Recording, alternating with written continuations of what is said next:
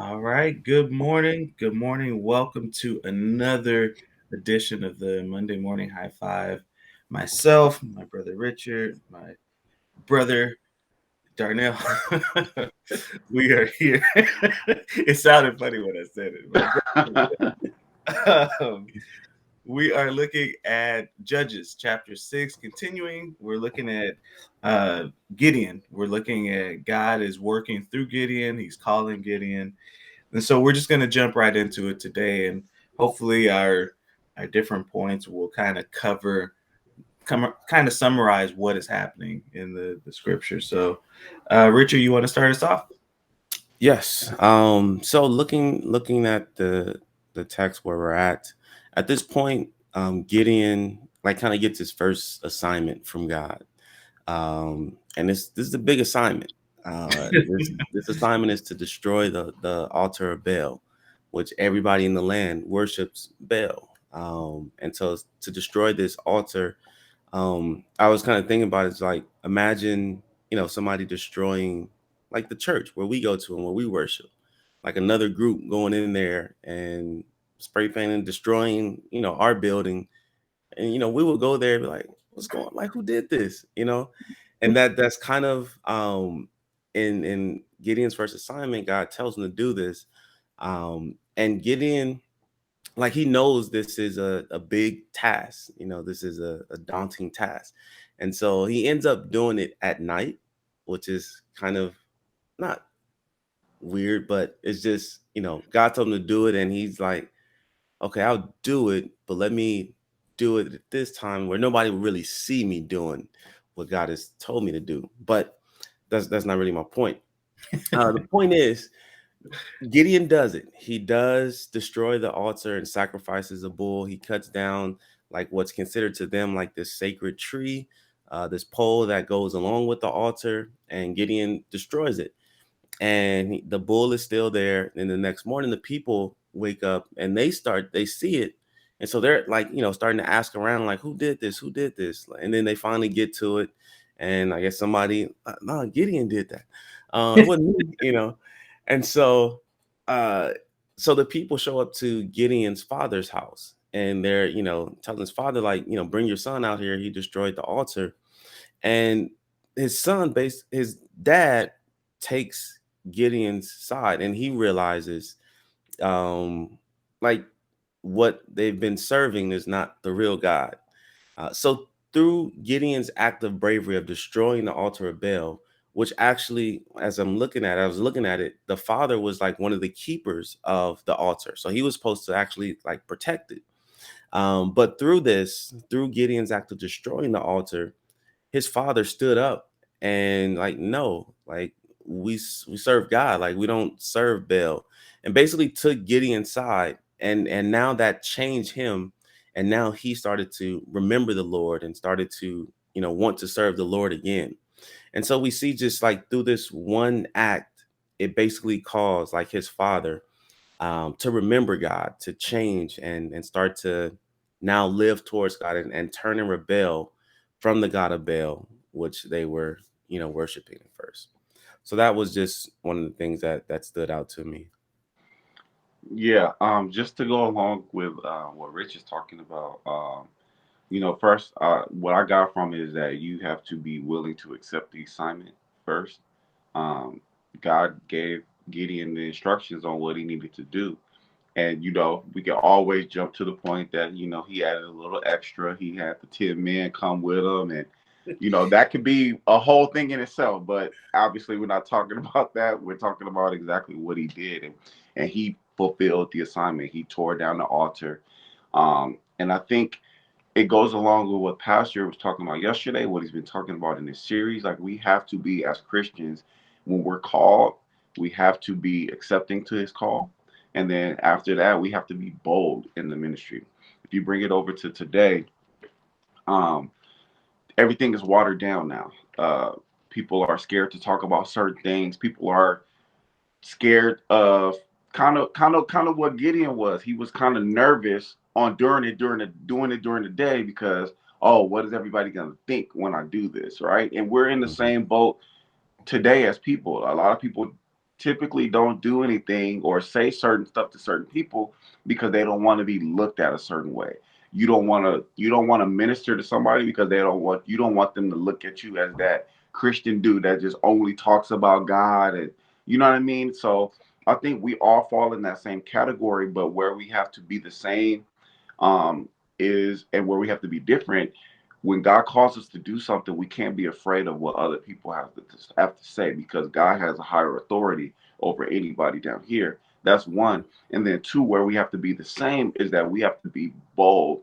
And even though those thoughts may creep in, we still have to fulfill the assignment, just like Gideon did. And and that's very important to us as Christians, because our purpose is to make disciples. Our purpose is to go out and bring people in. Our purpose is to show what we're willing to do for the one who died for our sins, right? And that's exactly what Gideon did. Gideon fulfilled his assignment. He destroyed the altar. And just like Richard said, and just like I'm sure Eric is going to talk about, just like that, once you do all those things, then what God you see what God's vision was. You see what he wanted in the whole spectrum of things. In this case, Joash and everybody believed after that. They started to believe. And in this case, where we are in today's society, just do what we have to do and plant the seeds. I've talked to Pastor Eric, Richard many times about it. Just planting those seeds, just going out, planting seeds, and then let God do the rest, and he'll work it out. In this case, God did the rest. And then in our cases, God will do the rest. It's always the same. It might be little spectrums of nuances and different things that happen, but it's always going to be the same. Always going to be the outcome is God is going to do what he needs done. It's just, are you going to be willing to accept that assignment? So that's pretty much what I got from it. Yeah, yeah, good points. He said spectrum of nuances. You've been in your thesaurus, huh? I've been reading. Wow. I don't even know if that worked together, but it might have sounded good. It might have sounded good.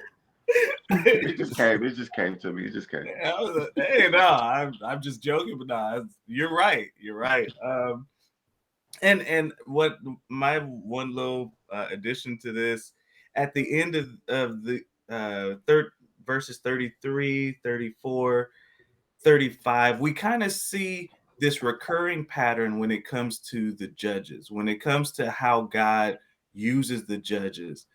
It is, and like both of you pointed out, it's their boldness, it's their willingness to follow the instructions, to accept the assignment, even though in most of these instances, these are people who they're going up against enemies that they haven't been able to defeat before. They've really been too scared to even face the enemy up until the point God calls the judge.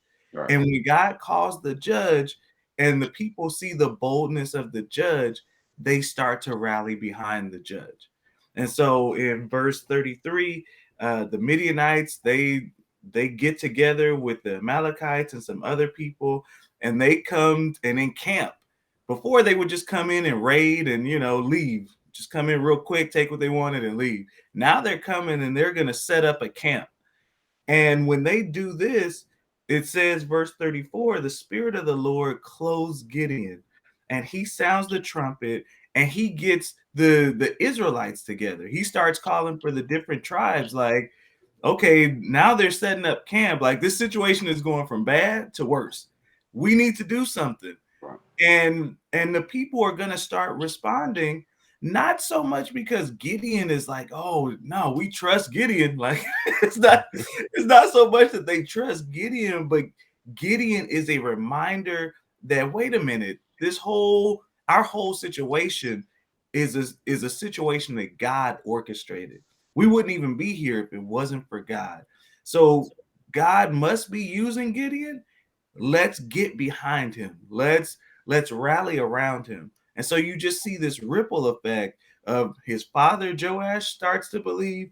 Now the other Israelites are going to join in. They're going to get behind Gideon. And it's a recurring pattern. You see it every time God calls a judge.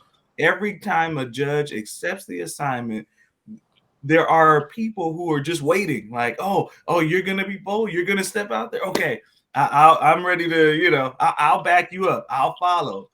They don't necessarily want to lead, but I will follow. And I think Right. I think like you point out, like I think in our day and time too, sometimes people are just waiting for us, for just someone to take the lead.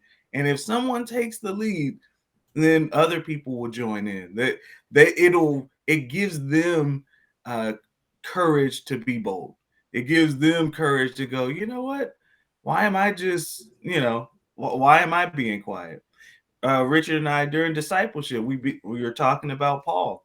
It's the same thing. When Paul was bold, it encouraged other people to be bold. Like, Right. oh, let me share. Like, why am I being quiet? Right. So I think it's a recurring theme, and sometimes we don't recognize. Like, I think I love how you put it, Darnell, that that's part of God's plan. Like, yeah, I'm starting with you, but the plan doesn't end with you. Right. You are going to inspire other people That's to good. also, like, yeah, to step up, to speak out.